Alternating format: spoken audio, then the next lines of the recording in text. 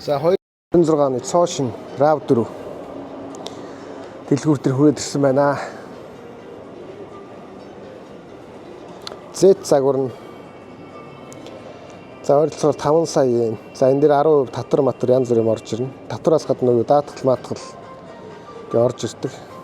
За ойролцоогоор 5 сая гэж бодоход 125 сая орчим уу тий.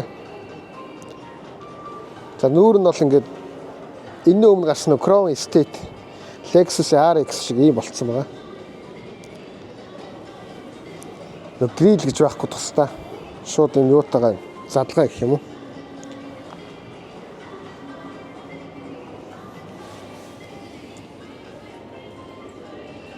За 20 инчийн дугуйтай. За аль хэдийн бол 12 сарын 10 эднээс захиалга аваад одоо үйлдвэрлэх явцтай явагдаж байгаа. Ийм тэрэг юм байлээ. За арталтаа нөгөө нэг сүүлийн нөгөө Toyota-гийн тренд болоод байгаа. Lexus ч гэсэн ийм бичигтэй болчиход байгаа. Энэ салангад үсгтэй гэж яриад байгаа Японд бол. Тэгээ хайбрид загвар. За сууж үзчихье.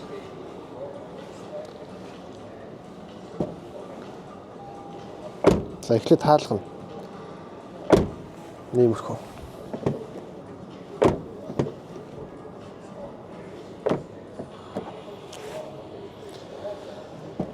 За суудлана ингээд. Айнуур юм жоохон ийм оруулахтай байна. Тэгээ бусд нь бол ингээд арсан дөө. За энэ өөрчлөгдсөн юм өмнөх RAV4-өөс амар өөрчлөгдсөн юм.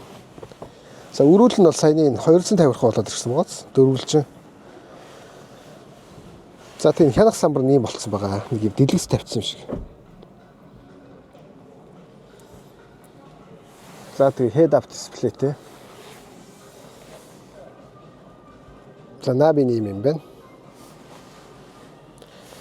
За тэгээ нөө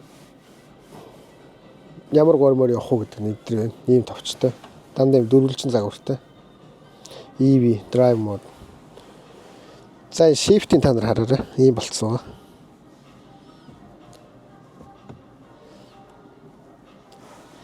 Энэ л надад таалагдахгүй байгаа юм да. Саяны нөгөө 250 шиг юм бандар байсан бол гоё байхгүй. Ялангуяа RAV4 шиг машин хөдөө гадаа унж явах зорилттой тийм машинд. За брейк холд тэгээд паркинг энэ эндээ байгаа юм байна. За энэ дохойных нь юу вэ? Ямар эвгүй загвартай юм бэ?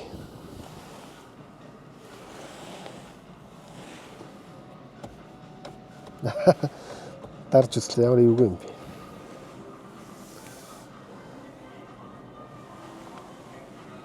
Дээдл нь ингээ онгоод юм байна те. Тэрийг мэдж амжиг өгчсэн. Энэ бол онгоод юм байна. Сүүлийн Toyota ч онгоодгүй хийгээд байгаа. Ингээд хоошоогоо бүр бүтэн.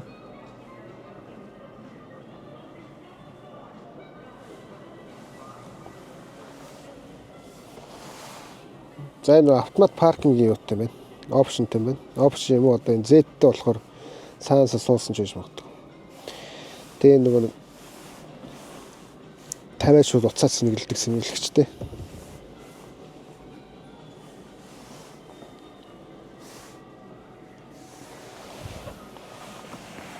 За энэ хавь нь болохоор юу вэ? Саяны 250-тай бараг адилхан юм шүү. За суудлын мемори нь 2 ширхэг байна. Энэ хаалганых нь бариул нь цав цагаан биш жоохон хар сааралт өнгөтэй байна. За энэ нүгүр ямар товчнотой. За хойтлоо онгоолох, багаж онгоолох. За энэ Японы хурдны замын карт хийдэг юм байна. Купод нь болохоор ингээд хуучны татдаг. Банк нь болохоор энэ дарддаг товчтой.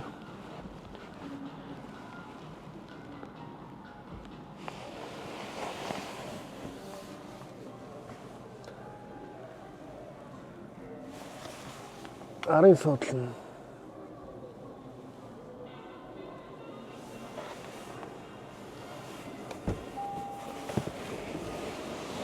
Энд нэг юм байгаад байсан. Энийг онгоолонгот нь хайрцаг юм хийдэг юм байгаад байгаа юм билээ. Энийх төр бол юу ч байхгүй. Америк загвар дээр нь болохоор энэ чи спикер байгаа юм билээ. JBL. Тэгээ салгаж аваад нөгөө нэг гадаа хөгжим сонсох боломжтой. Зөөврийн.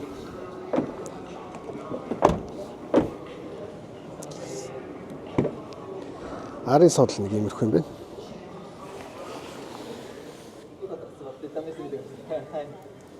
Арын содол нь тэгээд энэ шууд нөгөө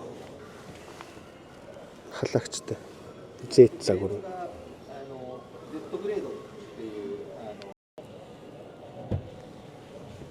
За энэ тухайн амрагч гэх юм уу. Тэр нь яг хуучны раудертэй адилхан юм шүү. Голын хайрцаг. Ингэж нэг онгоогод энэ ч нэг аваад эргүүлээд тавьчихдаг гэсэн шин.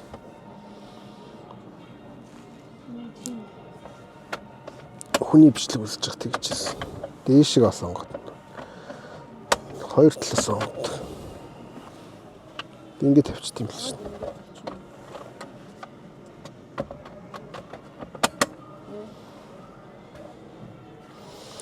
Ингээд жижиг тавир болгоч. Явж явах хөвцөд бол тавьж болохгүй гэж байна шүү. Зураг нь.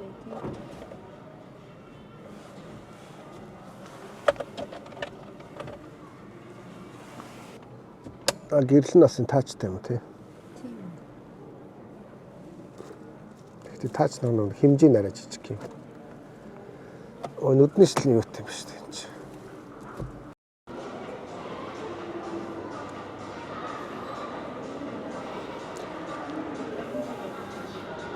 Хуучин загвар нөх таалагддаг ус тэгэл шинийг аргаад ирэхэд тэгээ шинэ нас ингээл гой харагдал явчих юм да.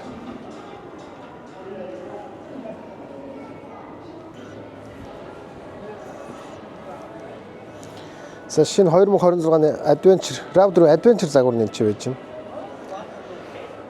Тэгсэн суудлын модлын шал өөр болоо явчлаа. Ийм улаан оруулахтай. Тэгээ юм нэг хээ шиг юмтай. Энэ минь өөр юм улаан оруулахтай байна.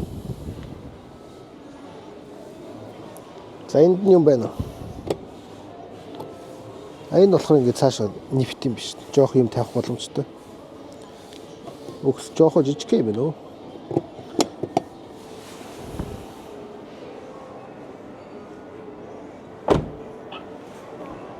Тэгээ обод нь жижиг юм бол явчихсан. Хиттэй обод болчих. Юу гэнэ? Made in China, Goodyear 18 дугаар хийсэн биш үү? Стандартаар хятад үйлдвэрлэсэн Goodyear тавьдаг болсон байна. Toyota.